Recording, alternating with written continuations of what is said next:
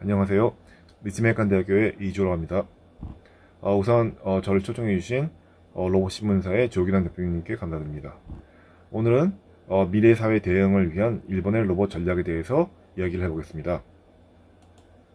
우선 간단히 제 소개를 드리자면 저는 동경대학에서 박사를 받았고 현재 리츠메이칸대학 정보이공학부에서 교수로 재직 중입니다. 제가 지도를 맡고 있는 어드밴스 인터넷 시스템 랩에 대해서 간단히 설명드리겠습니다. 저희가 시작한 거는 2004년부터고요. 그리고 저는 여기서 지능과 공간, 서비스 로봇, 그리고 맨머신 인터페이스, 그리고 컴퓨터 비전, 머신러닝, 로보틱 아트 등을 연구하고 있습니다. 다양한 연구를 하고 있는데 오늘 내용이 이제 일본의 미래 로봇 전략에 대해서 소개를 드리는 내용이라서요. 가장 관계가 깊은 가타로 그리고 모모라는 로봇의 연구에 대해서 소개를 드리겠습니다. 우선 이 가타로라는 로봇에 대해서 설명을 드리자면요. 이 가타로라는 로봇은 케어 트레이닝 어시스트 로봇이라는 거에 앞머리를 따서 이제 가타로라고 하는데요. 효율적인 개호 전문가 교육을 위한 로봇으로 저희가 만들고 있습니다. 개발하고 있습니다. 이제 일본에 노인 인구가 점점 많아지고 있어갖고요. 그 노인 인구를 갖다가 효율적으로 개호를 하기 위해서는 이제 많은 개호 인력을 빨리빨리 이제 양성할 수가 있어야 되는데요. 그러기 위해서는 이제 많은 학교를 만드는 것도 중요하지만 효율적인 훈련을 위해서 이런 가토라는 로봇을 갖다가 생각하게 됐습니다. 이 로봇은 노인의 관절을 모방해서 노인의 관절을 갖다가 굽히거나 폈을 때 느낄 수 있는 그런 뭐랄까요, 이제 피드백을 갖다가 느낄 수가 있고요. 그리고 로봇의 관절에 이제 센서가 있기 때문에 이제 로봇을 사용해서 이제 개호 훈련을 했을 때 어느 부분이 좋다, 어떤 부분이 나빴다 등등의 내용을 이제 훈련하는 사람한테 피드백할 수가 있기 때문에 내가 이 부분의 훈련이 잘못됐구나, 이 부분을 할 때는 더 빠르게 아니면 더 이제 뭐랄까요, 힘을 빼고 해야지 등등을 갖다가 배울 수 있게 하는 그런 로봇이죠. 그래서 개호를 하는데 필요한 스킬을 좀 더 손쉽게 배울 수 있게 하는 게 목표입니다. 그리고 다음은 이제 모바일 모듈, 이제 모모라고 하는데요. 이 로봇은 이제 벽과 천장을 갖다가요 안정적으로 이동하여서 공간 내에 다양한 디바이스들을 갖다가 재배치할 수 있는 로봇인데요. 예를 들면 이제 조명이나 그런 것 등등의 물건들을 재배치할 수도 있고, 여기 나오는 것처럼 이런 식으로 이제 고령자가 걸을 때 여기 따라다니면서 이제 넘어지는 걸 방지하거나 하는 사용할 수 있고, 그리고 이런 식으로 사람이 이동하는 데도 사용할 수 있고, 그리고 공간을 갖다가 전체적인 레이아웃을 갖다가 다시 만드는데 이용할 수 있는 등등. 이것도 이제 고령화가 진행되는 일본에서는 상당히 이제 필요한 내용의 연구가 되겠죠. 이런 등의 연구를 일본에서 하고 있습니다. 이제 여기부터가 이제 본 내용이 되는데요. 일본 사회 현주소에 대해서 간단히 짚어보겠습니다. 이제 일본 하면은 가장 많이 하는 얘기가 일단 고령화 사회라는 얘기를 하는데요. 여기 나온 것처럼 이제 심각한 문제가 여러 가지가 있는데요. 그 중에 가장 큰 문제 중에 하나가 이제 인구 변화 문제인데, 그 인구 변화 문제가 왜 발생하느냐면은 바로 이제 고령화가 점점 진행돼서 이제 고령화, 그리고 동시에 출산율의 감소, 네, 그러니까 그런 등등의 문제로 인해서 인구 변화가 이제 심각하게 나타나는 거죠. 이제 그것과 연관돼서 이제 2025년 문제, 자세히 좀 이따 자세히 설명드리겠습니다. 그리고 인력난, 지역 의료 문제, 의사 부족, 그리고 이제 한계 집락, 이제 한계 마을이라고 하기도 하죠, 우리말로 하게 되면은. 그리고 노로 개호, 그리고 고령자 드라이버, 독거노인 등의 문제가 있고요. 그리고 이제 인구 문제와는 좀 약간 별도인데 인프라 노후화도 이제 일본에서 큰 문제가 되고 있습니다. 그리고 이제 이건 문제는 아닌데 SDG라고 이제 지속 가능 발전 목표라고 해서 유엔이 정하는 내용인데요. 이 내용을 기준으로 일본이 모든 정책을 갖다가 결정하고 있습니다. 그래서 이 내용에 대해서 간단히 먼저 설명을 드리도록 하겠습니다. 우선 이걸 보죠. 이제 고령화가 진행이 되고 출산율 감소가 제가 문제가 되고 있다고 얘기를 들었는데요. 여기서 보시는 것처럼 이제 초고령화 사회가 일본이 됐습니다.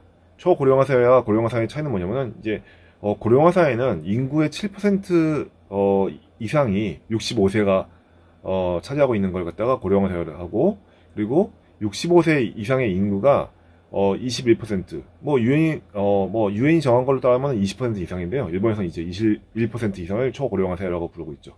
근데 벌써 일본은 2000년대 초기에 이제 초고령화 사회가 들어왔고요. 점점 이런 식으로 진행이 돼서 2060년 정도가 되면은 인구의 거의 40%에 가까운 수준이 이제 65세 이상이 되는 거죠. 그런데 이제 보시면 아시겠지만 우리나라도 이제 가파르게 지금 올라오고 있었고요. 대충 한 2040년, 50년 정도에 우리나라의 고령화 인구가 일본의 고령화의 65세 이상의 인구를 이제 역전시키는 그런 때가 오는 거죠.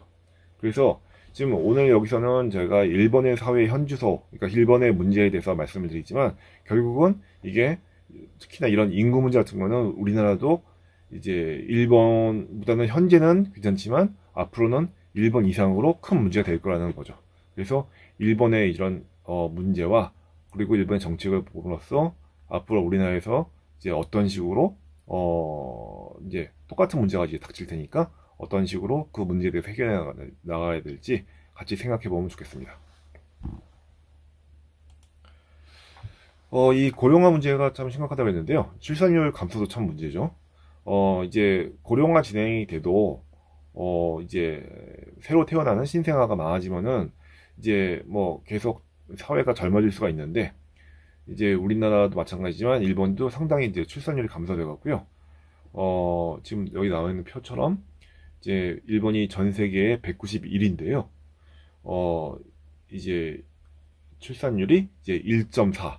그러니까 이제 2가 돼야지 인구가 유지되는데 1.4니까 이제 인구가 감소하고 있다는 뜻이죠. 근데 여기 나온 것처럼 이제 208위가 이제 대한민국. 이게 2021년 유엔이 조사한 인구 조사 자료 중에서 꼴등인데요. 이제 대한민국은, 우리나라는 이제 0.9로 1.4보다 훨씬 적은 숫자죠. 그러니까 인구가 이제 계속 주는 추세에 있다고 볼 수가 있는 거죠. 그리고 이게 일본의 이제 2025년 문제라는 게 있는데요. 뭐냐면은 일본이 전쟁을 겪고 나서 전쟁이 끝나자마자 이제 많은 이제 신생아가 태어났죠. 이제 전쟁이 끝났으니까 이제는 안정된 사회가 왔다라는 생각으로 이제 많은 이제 자녀들을 낳는데요. 그게 바로 이제 단가이 세대라고 하죠. 단가라는 건 뭐냐면 어떤 덩어리, 우리말로 하면 덩어리라는 뜻인데요. 이제 많이 뭉쳐있다는 뜻이죠. 여기에 이제 많이 뭉쳐서 신생아가 태어났다. 그래서 이 단가이 세대라고 하는데요. 이제 이걸 보통 이제 1947년부터 49년에 태어난 이제 신생아들을 말하는 거고요. 이들이 성장해서 결혼을 하고 이제 새로 이제 애를 낳고, 그래서 태어난 애들이 바로 단가이 주니어라고 하는데요. 이게 또 1971년부터 74년에 태어난 이제 아이들이죠. 그래서 보시면은 여기 나타나는 것처럼 이 단가이 세다이 그리고 단가이 주니어 세다이가 일본의 그런 인구 피라미드를 보시면은 굉장히 이 부분이 이제 인구가 많은 걸 알 수가 있죠. 그래서 이제 25년 문제라고 했는데요. 이 2025년 문제가 뭐냐면은, 원래는 2007년 문제라는 게 있었어요. 2007년 문제라는 건 뭐냐면은 이 단가이 세대가 바로 이제 직장에서 은퇴하는 때가 왔던 거죠.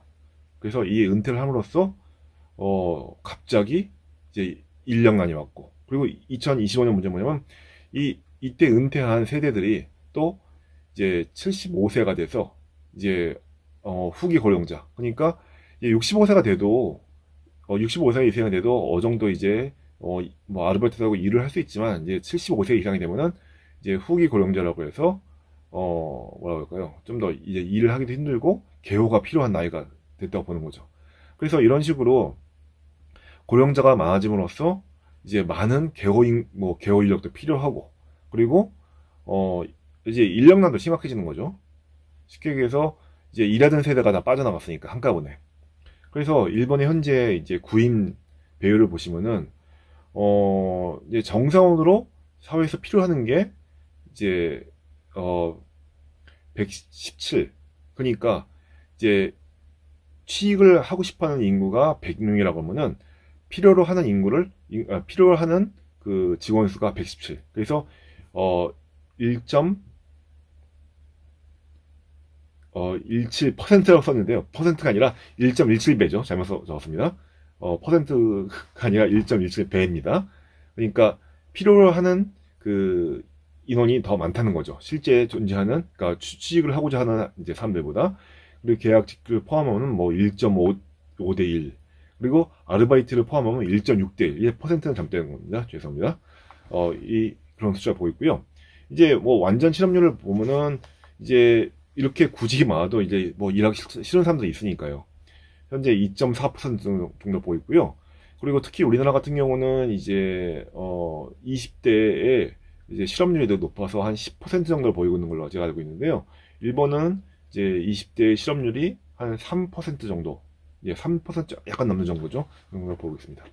그래서 이런 식으로 이제 아주 인력난이 심하고요. 그러니까 사람이 없어서 이제 일할 사람이 없어서 부족한 이제 문제인 거죠. 그리고 지역 이제 이런 걸로 인해서 이제 지역 의료 문제, 의사 부족 문제도 이제 같이 따르고 있는데요. 여기 나온 것처럼 일본의 인구 1000명당 의사 수가 이런 식으로 2.4명. 그러니까 이제 상당히 적다는 거죠. 다른 그 OECD 국가에 비하면요. 뭐 호주가 뭐 5.1명, 독일이 4.2, 뭐 2명. 이게 우리나라도 많이 적죠. 이제 여기 보시면 나오는 것처럼 2.3명. 그래서 의사 부족 현상이 있기 때문에 뭐 동시에 이제 지역 의료 문제가 생기는 거죠. 뭐냐면은 이제 지역에 이제 지방으로 가면은 아무래도 인구가 줄고 하니까 이제 병원을 유지하기 힘들어서 점점점 이제 필요한 전공의 등이 부족하게 되고, 그리고 병원들이 점점 통폐합돼 갖고 이제 병원에 점점 이제 가기가 힘들어지는, 큰 병원에 가기가 힘들어지는 그런 문제 등이 생기죠. 그리고 이제 또 한 문제가 되는 게 이제 한계 진락이라는 문제인데, 이건 뭐냐면은 일본에는 이제 이런 식으로 시골에 많은 마을들이 존재하는데요. 정말로 이제 어떤 시골의 마을에 가면은 인구의 50% 이상이 65세 인구. 그러니까 이제 거의 뭐 이제 일을 해야 될, 일을 할 수 있는 이제 연령의 사람들이 이제 50% 미만인 거죠. 이제 그래서 점점 이제 마을을 유지하기 힘들어지는 거죠. 마을이 기능하려면은 젊은 사람들도 많고, 그리고 아이들이 성장을 해서 계속 그걸 이어가야 되는데, 이런 마을들은 이제 아이들도 없고, 이제 뭐냐면 사람들이 다 이제 나이가 많으니까요. 그리고 이제 노인들만 많고, 그러니까 점점 이제 마을이라는 그 어떤 집단 체제를 갖다가 유지하기 힘들어지는 거죠. 그리고 동시에 또 이제 이런 식으로 이제 노인과 많아지니까 이제 노로 계율하는 것도 문제가 되는데요. 이제 노로 계율하는 건 뭐냐면은 노인이 노인을 갖다가 이제 계호하는 거죠. 이 계호란 말은 우리나라에서 이제 간병이란 말로 많이 이제 번역을 하기는 하는데요. 막 간병이라면은 이제 병을 갖다 간호하는 거니까 좀 약간 개념이 틀리죠. 이제 나이를 먹는 거는 병이 아니니까요. 그래서 저는 그냥 계호란 말 그냥 쓰는데요. 이제 노인을 그러니까 케어를 하는 거죠. 그러니까 돌본다. 예, 그래서 이제 원래는 좀 젊은 세대가 이제 노인을 케어해야지 이제 맞는데, 이 젊은 세대가 뭐 사실 인력난 때문에 사람이 부족한 상황에서 결국은 이제 노인을 케어하는 인력도 이제 구하기 힘드니까 결국은 노인이 노인을 케어하는 일이 생기는 거죠. 그래서 참 이게 어려운 문제인데, 이제 일본에 이런 문제가 지금 심각하게 진행이 되고 있습니다. 그리고 그 다음에 이제 또 이제 고령자 인구가 늘다 보니까 이제 나이가 들어서까지도 계속 운전을 하는 이제 일이 생기고, 이제 그러다 보니까 아무래도 이제 교통사고도 많이 발생하게 되죠. 이 그래프에서 보시는 것처럼 일본은 교통사고가 매년 주는 나라인데요. 지금 여기 보시는 것처럼 2007년도에 대충 68,000건의 1년간의 교통사고가 있었는데, 그때는 그 당시에는 이제 13% 정도가 이제 고령자가 이제 관여한 사고였는데요. 근데 2016년의 결과를 보시면은 이제 교통사고 수는 많이 줄어서 반 정도 줄었죠. 32,000건이 됐는데 그에 비해서 여기 나오는 것처럼 고령자 운전자가 관여한 사고 비율이 이제 22%. 이제 상당히 높은 비율이죠. 그래서 점점 이제 고령자의 고령 운전자가 이제 관여한 이제 사고 비율이 늘어나는 이제 추세에 있습니다. 그래서 이게 큰 이제 사회 문제가 되고 있고요. 이제 이거를 갖다가 이제 해결해야 되는 게 가장 큰 일본의 과제의 하나 중이기도 하죠. 과제 중에 하나이기도 하죠. 그리고 이제 독거노인 문제가 있는데요. 이 독거노인이라는 건 뭐냐면은 이제 혼자 사는 노인을 말하는데요. 이제 65세 이상의 고령자의 약 35%가 일본에서는 이제 독거 생활을 하고 있고요. 혼자 생활을 하고 있고, 이것도 매해 증가하는 추세죠. 그래서 2025년 정도 되면은 이제 65세 이상의 고령자의 45%가 이제 혼자 사는 이제 독거 생활을 하는 이제 문제가 생기죠. 그래서 이제 독거 생활을 하다 보면은 이제 사회와 뭐랄까요? 단절이 되고 그럼으로써 이제 혼자 살다가 이제 병에 걸리고 돌보는 사람도 없이 그러다가 혼자 죽는 문제, 이제 고독사라고 하죠. 그런 문제도 이제 심각하게 생기죠. 그리고 이제 또 인프라 노후화의 문제도 이제 있는데요. 이건 뭐냐면은 일본이 이제 고도 성장을 갖다가 우리보다 더 먼저 시작을 했죠. 그래서 1964년도에 동경 올림픽 때 많은 이제 도로를 만들고 터널을 뚫고 여러 가지 이제 인프라를 갖다 사회 인프라를 만들었죠. 이제 그건 좋은데 결국 인프라를 갖다가 그 당시 많이 만들다 보니까 뭐냐면은 이제 인프라가 다 낡아서 이 인프라를 갖다가 보수하는 문제 아니면 다시 지어야 되는 문제 등이 생기는 거죠. 그래서 여기 나온 것처럼 이제 사회 중심 인프라의 상당수가 이제 50년 이상이 지난 거죠.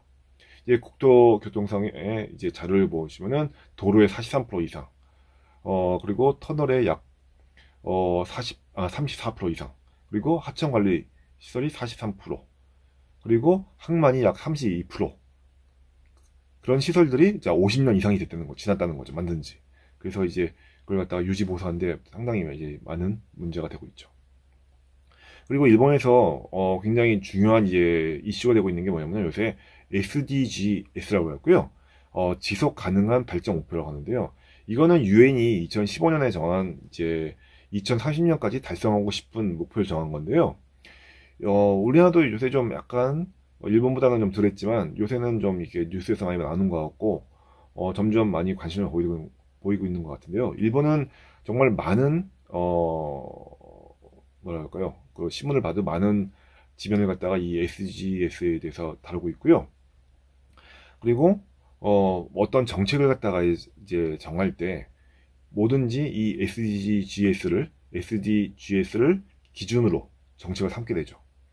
그래서 이 내용은 보통 뭐 어떻게 이제 빈곤을 퇴치할지, 그리고 어떻게 계속 뭐 지속할 수 있는 농업을 갖다 할 수 있는지, 뭐 건강과 웰빙, 뭐 양질의 교육, 에너지, 어떻게 하면 지속적으로 사용할 수 있는 에너지를 만들 수 있는지 등등 뭐 다양한 뭐 평등이라든지 아주 여러 가지 이제 17가지의 목표를 두고 있는데요.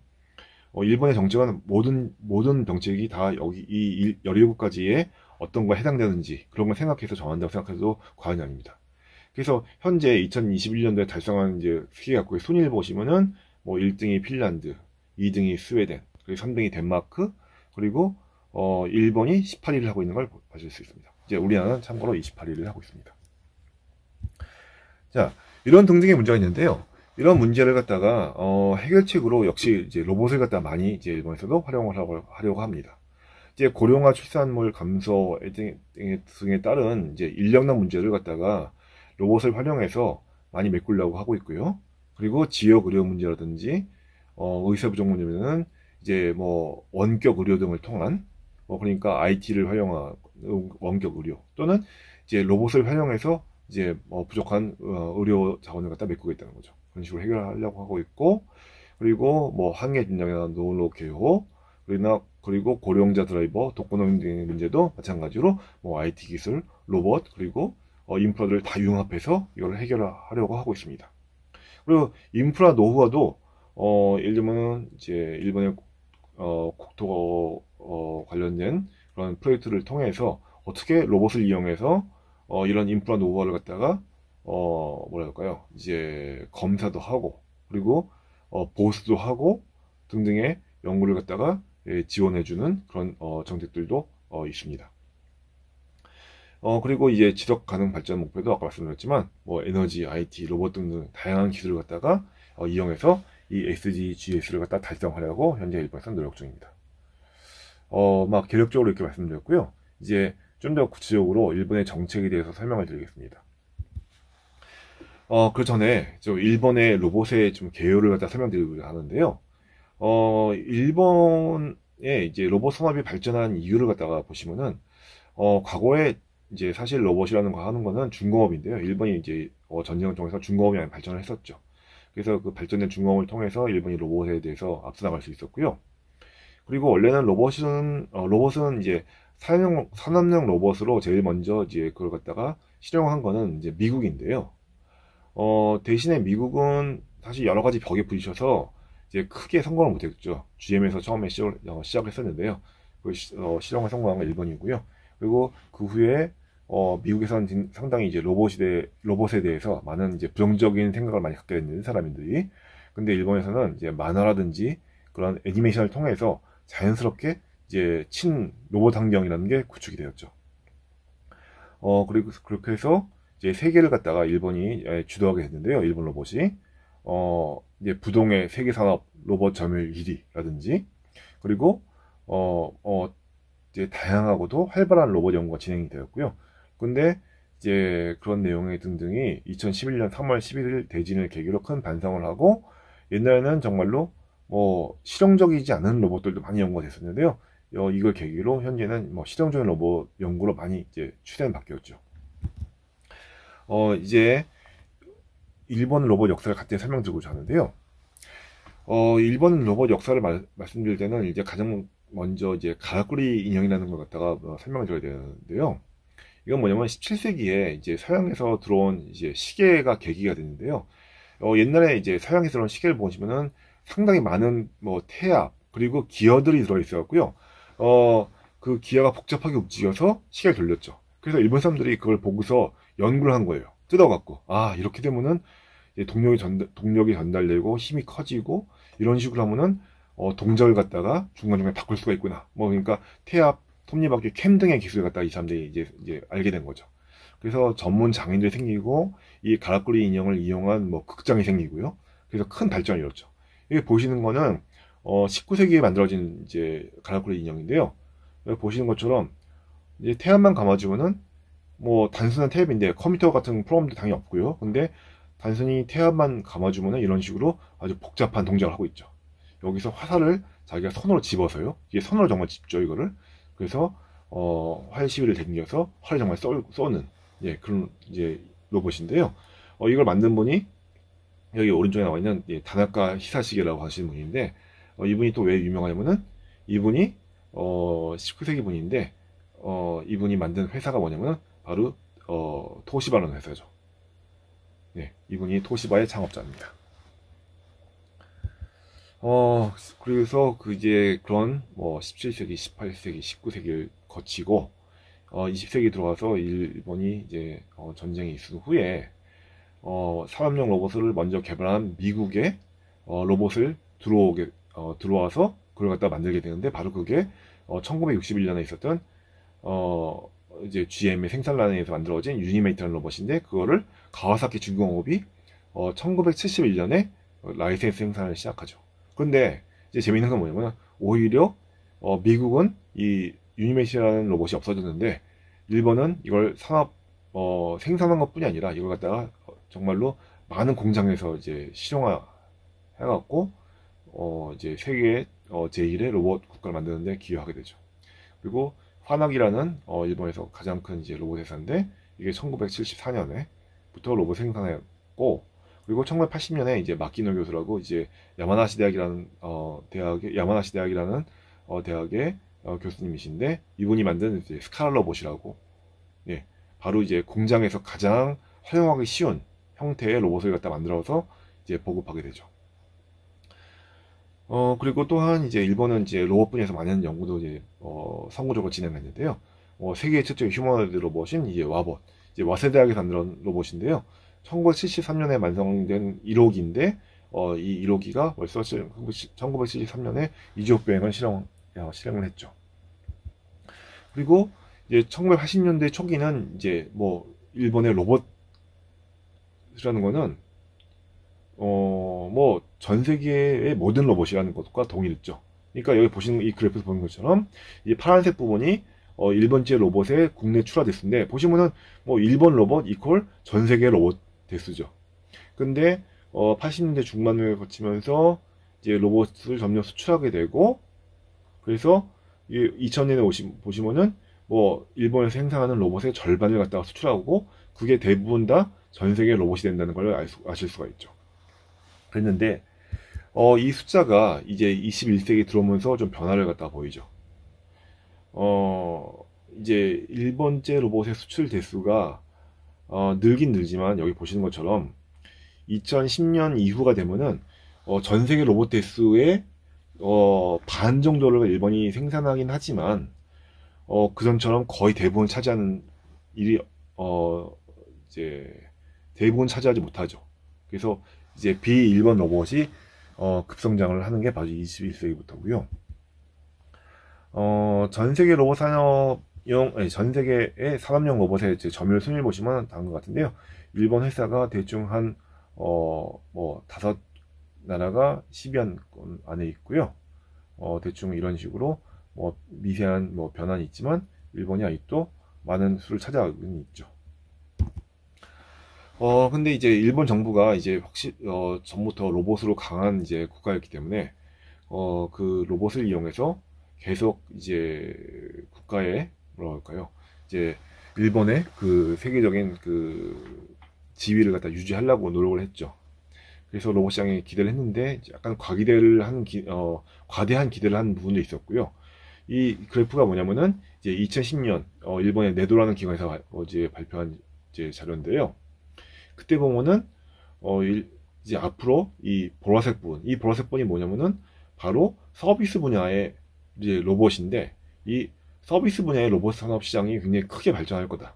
그래서 여기 보시는 것처럼 2020년 보시면은 거의 이제 산업용 로봇과 같은 정도의 이제 크기를 차지하는데, 이제 실제 이 이제 위치를 보게 되면 이 점선 부분이 현재의 위치인데요. 이 점선부를 보시게 되면은 약 예상의 반 정도밖에 안 된다는 걸 알 수가 있죠. 그러니까 일본이 많은 부분을 갖다가 로봇 시장을 갖다가 이제 많이 커지고, 그 커지는 많은 부분이 뭐라고 할까요? 이제 산업용 로봇, 그러니까 산업용 로봇뿐이 아니라 이제 서비스 로봇 부분에서 그냥 커질 줄 알았는데 의외로 그 부분에 이제 시장이 그렇게 커지지가 않았고, 이제 예상에서 많이 빗나간 거죠. 그렇지만 이제 역시 일본은 아까 말씀드렸던 것처럼 이제 로봇 산업에서 1위 자리 갖다가 계속 유지하고 싶어 하고, 그러기 위해서는 이제 많은 관심과 이제 뭐랄까 투자를 갖다가 로봇 산업에 하는데요.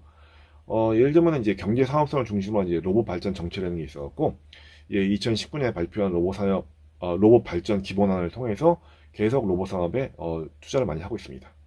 그 내용을 보게 되면은 로봇 사회 보급을 중요한 과제로 삼아서 이제 많은 그 사회에 로봇을 갖다가 이제 보급하겠다. 사회의 다양한 분야의 로봇을 보급하겠다. 그리고 중소기업, 주로 대기업 위주로 로봇이 많이 이제 투입되어 왔는데요. 이제 생산에. 근데 중소기업에서도 로봇을 갖다 많이 도입해서 적극적으로 생산하는데 이용을 하도록 하겠다는 내용이고요. 그리고 이 상기 2개 내용이죠. 그러니까 로봇의 사회 보급, 그리고 중소기업의 로봇의 도입. 이걸 통해서 얻은 지식과 기술을 다시 해외로 전개시켜서 이제 일본이 이제 뭐랄까요, 전 세계 로봇의 중심에 서겠다. 그리고 유적 기업, 그리고 시스템 인테그레이션, SIO, 그리고 대학의 협력체를 구축하겠다 등등의 내용을 이제 기본안으로 하고 있습니다. 일본은 그래서 이제 다양한 이제 정책을 갖다가 하고 있는데요. 뭐 가까운 미래를 대상으로 하는 것, 그리고 상대적으로 약간 먼 미래에 맞춘 투자 등이 있습니다. 그래서 여기 나와 있는 것처럼 다양한 프로젝트가 존재해 갖고요. 몇 가지만 좀 소개를 해드리면요. 시간 관계상 뭐 다 소개할 수 없고요. 그리고 시간 관계상 또 지금 말을 좀 빨리 해야 될 것 같습니다. 그래서 실용적인 과제, 그리고 실현하기 어려운 기술 과제 각각 하나씩을 갖다 예를 들어드리죠. 실용적인 과제는 SIP를 들 수가 있고요. 실현하기 어렵지만 좀 약간 먼 미래에 맞춘 투자, 이걸로 문숏이라는 과제가 있는데 그걸 소개하겠습니다. 이제 SIP라는 거는 전략적 이노베이션 창조 프로그램이라고 하는 건데요. 이거는 당장 이제 사업화를 하겠다는 거죠. 그래서 국가 프로젝트지만 이제 뭐랄까요, 이제 다양한 부처가 이제 횡단적으로 다 연결을 해갖고 기업과 그리고 학계가 서로 이제 타협을 해갖고 당장 프로젝트가 끝나면은 이제 그걸 갖다가 실용화 사업할 수 있는 내용에 투자를 하고 있는 거죠. 그런 프로젝트인데요. 그래서 뭐 이 내용을 보시면은 이제 관련된 것만 제가 한글로 이제 번역을 했는데요. 12개 과제가 있는데 그 중에 빅데이터, AI를 활용한 사이버 공간, 스마트 물류, 그리고 AI 병원, 뭐 자동운전, 그리고 피지컬 공간 디지털 데이터 처리, 이런 등등의 내용들이 로봇과 관련된 내용인데요. 대충 이제 5개년 계획으로 이제 진행이 되고 있는데 5개년 계획인데 이제 올해가 마지막 해고요. 다시 이제 3기가 시작되겠죠. 그러면은 대충 이제 5개년 계획의 비용이, 투자 비용이 우리나라 돈으로 대충 한 1조 5천억 원 정도 되네요. 예, 그런 내용이고요. 이거는 끝나면은 실용화, 예, 회사를 차려서 실용화하는 걸로 목표로 하고 있습니다. 그리고 이제 반대로 좀 당장 실용화는 아니래도 먼 미래에 이런 기술이 실용화됐으면 좋겠다, 아니면 이런 기술이 정말로 실현됐으면 좋겠다 하는 내용으로 하는 거고요. 야심적인 이제 목표를 갖다가 국가가 설정을 해서 이제 진행을 하는 건데요. 2050년에 달성될 목표 7가지를 정해서요. 예, 하고 있는데 그 중에 7가지 목표 중에 제1 목표와 제3 목표가 이제 로봇 관련된 목표죠. 제1 목표는 뭐냐면은 2050년까지 사람의 신체, 뇌, 공간, 시간의 제약에서 해방을 시켜서, 이제 그런 제약에서 해방을 시켜서 사람을 그런 사회를 실현하겠다는 거죠. 그리고 제3 목표는 뭐냐면은 2050년까지 AI와 로봇의 진화에 의한 스스로 학습하고 행동하며 사람과 공생하는 로봇을 갖다 실현하겠다 하는 내용인데요. 이 리더를 좀 소개해드리면요. 이제 아바타 공생 사회를 실현하겠다는 건데요. 이제 오사카 대학의 이시구로 교수라고 자신과 똑같은 로봇을 만드는 뭐 교수로 유명하신 분인데요. 이분이 이제 2050년에는 자기를 대신해서 자기와 똑같은 아바타 로봇이 자기 대신에 모든 일을 할 수 있게, 그러니까 이제 아바타를 통해서 뭐 공간이나 시간의 제약을 없애겠다는 거죠. 그런 이제 2050년 달성할 목표로 연구를 하고 있고요. 그리고 여기 오른쪽에 나와 있는 거는 이제 한 명당 한 대 평생 동반하는 스마트 로봇이라는 것 갖다 이제 목표로 연구를 진행하는 이제 리더인데요. 와세다 대학의 스가노 교수, 그리고 와세다 대학의 오가타 교수, 두 분 다 이제 로봇에 아주 유명한 인물인데요. 여기 그림에서 나오는 것처럼 태어났을 때는 아기를 돌보고 그 로봇이 아이가 성장하면은 친구가 되고, 그리고 그 로봇이 이제 더 아이가 커서 어른이 됐을 때는 일을 하는데 그 일을 도와주고, 그 같은 로봇이 성장해서 이제 일을 하는 어른이 된 사람이 다시 더 나이를 먹어서 이제 노인이 됐을 때는 이제 그 노인의 돌봄이 계호사가 되는 거죠. 그렇게 해서 태어나서 죽을 때까지 한 로봇이 계속 이제 옆에서 친구이기도 하고 돌봄이가 되기도 하고, 그리고 도움을 주기도 하고, 예, 그런 능력의 걸 하는 로봇을 갖다가 이제 2050년까지 실현하겠다는 거죠.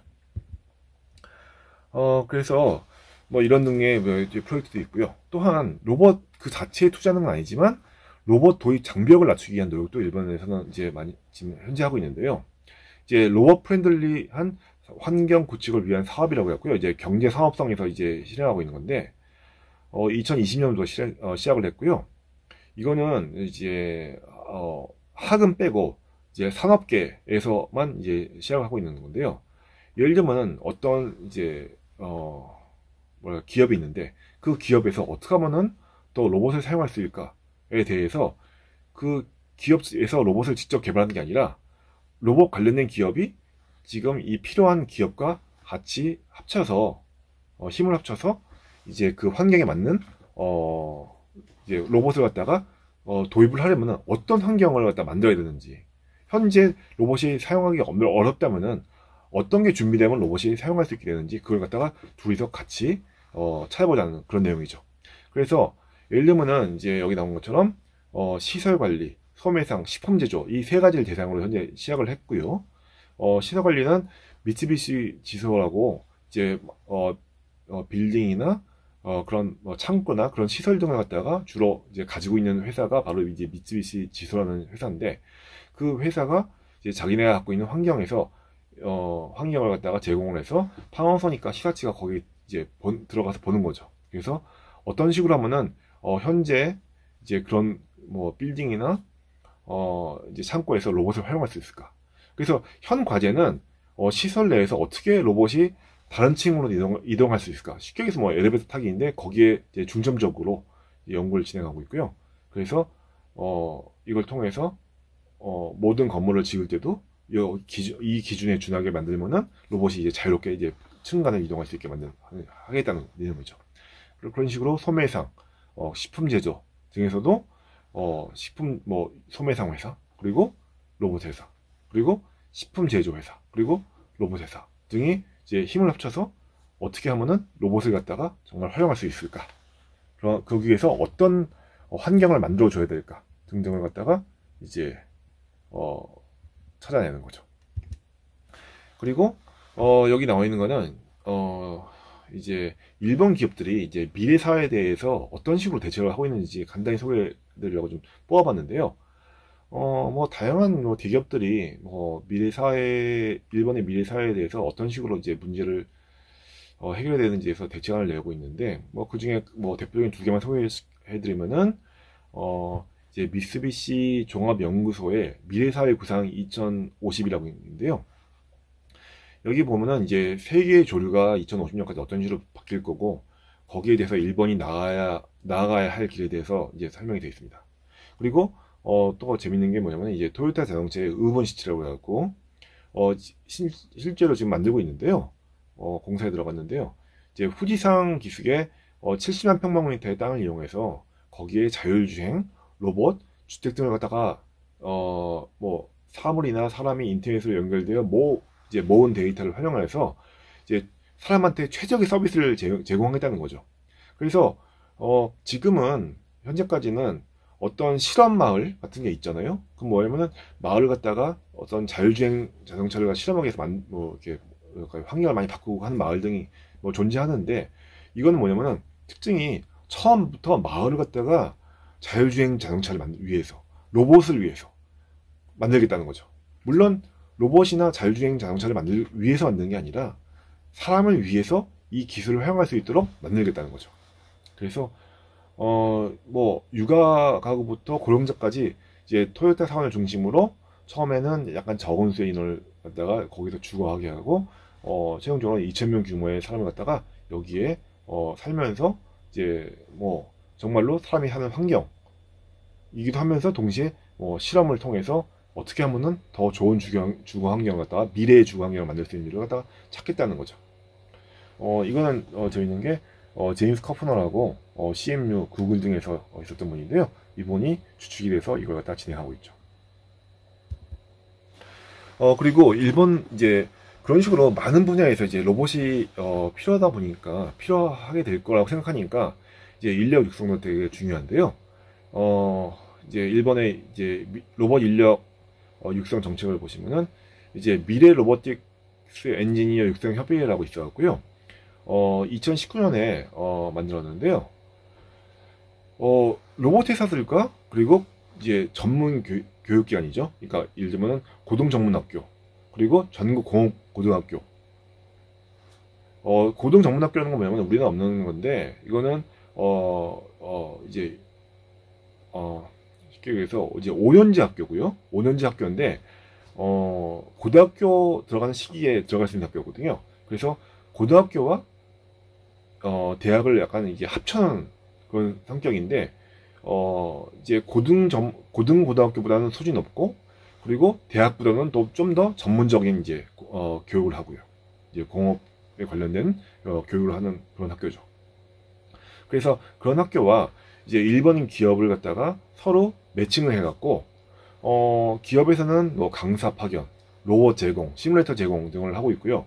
이런 교육기관에서는 이제 로봇 회사에 공장 견학을 한다든지, 이제 뭐 세미나를 한다든지, 그리고 뭐 학생들이 인턴 취업을 한다든지, 그리고 이제 그 로봇 기업에 가서 로봇 학교에 수강을 한다든지, 그런 등등의 서로 간에 이제 교류를 하는 거죠. 그래서 이를 통해서 로봇 회사가 정말로 필요한 로봇을 갖다가 다룰 수 있는 인재를 갖다가 양성하겠다는 거죠. 이제 뭐 시간이 별로 없었고요. 간단히 이제 일본 정책에 대해서 알아봤는데요.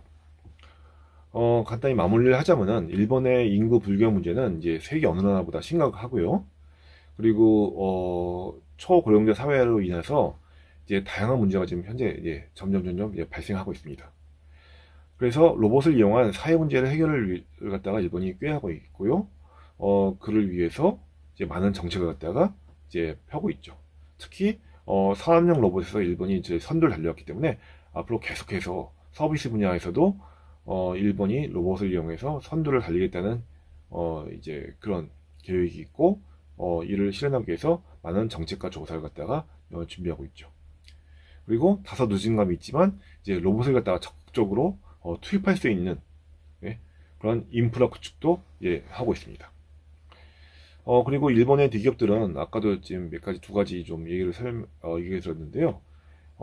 미래를 갖다가 설계하는데 재밌는 건 뭐냐면은 뭐 로봇 중심의 사회가 아니라 이제 인간 중심의 사회죠.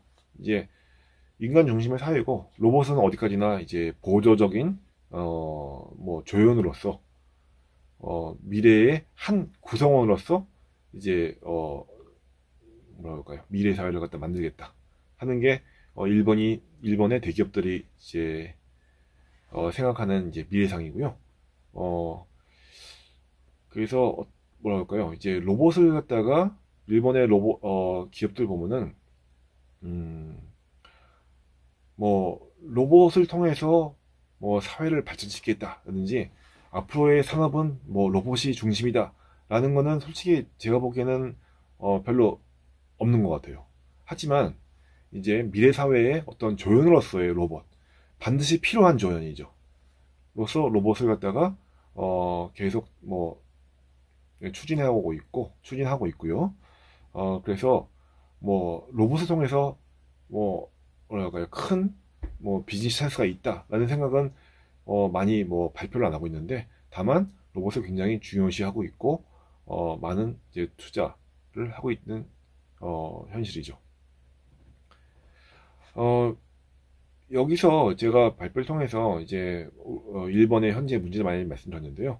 이거는 뭐 아까도 말씀드렸지만 우리나라가 앞으로 뭐 곧 닥칠 문제이기도 하고, 그렇기 때문에 이런 정책을 통해서 이제 우리나라도 많은 정책에 참고가 됐으면 합니다. 이상으로서 제 발표를 마치겠습니다. 네, 감사합니다.